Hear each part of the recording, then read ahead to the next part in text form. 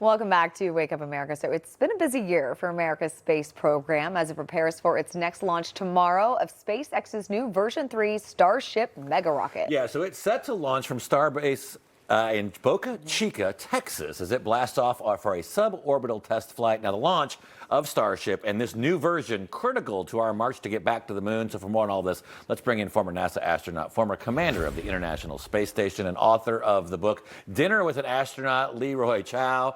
So good morning to you. Now, SpaceX has made a lot of progress since it first launched Starship in 2023.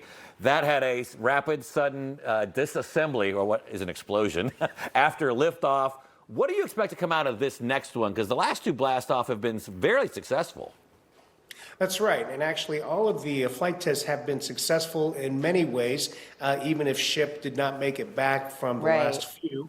But this is version 3, as you mentioned. This is the first flight test since about 7 months, and it's flight test number 12, and features upgraded engines, new and improved engines on the first stage and on the ship stage, second stage. The ship itself is a new version. It's going to have a fully redesigned propulsion system.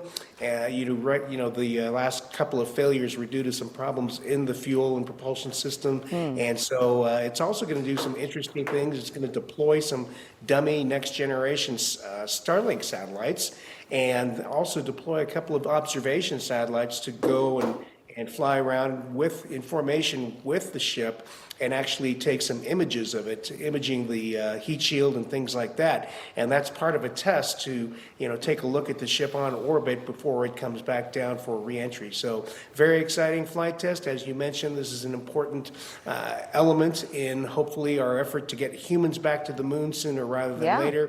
SpaceX is one of the companies using their technology, their Starship technology, to build one of the landers, with Blue Origin being the other one trying to build a lander for humans to return. Yeah, and you mentioned this launch comes on the heels of NASA's historic Artemis II moon mission last month, as 4 astronauts took that 10-day trip around the moon. Why do you think this launch is so important, not only building off Artemis II's momentum, but also, and you briefly touched on it, for getting U.S. astronauts back onto the moon's surface? Yes, the Artemis II mission was very exciting. It was the first time in almost 54 years that any humans have been, near the moon, and it was a big, important first step in getting humans back to the moon. And hopefully, the U.S. will be able to do that. We're targeting 2028. Very aggressive, very ambitious schedule, but we have a chance. And part of the reason we have a chance was the success of the Artemis II mission, and also we have a new NASA administrator, Jared Isaacman, who is shaking things up and changing the way business is being done, and that's something that's been needed for quite some time.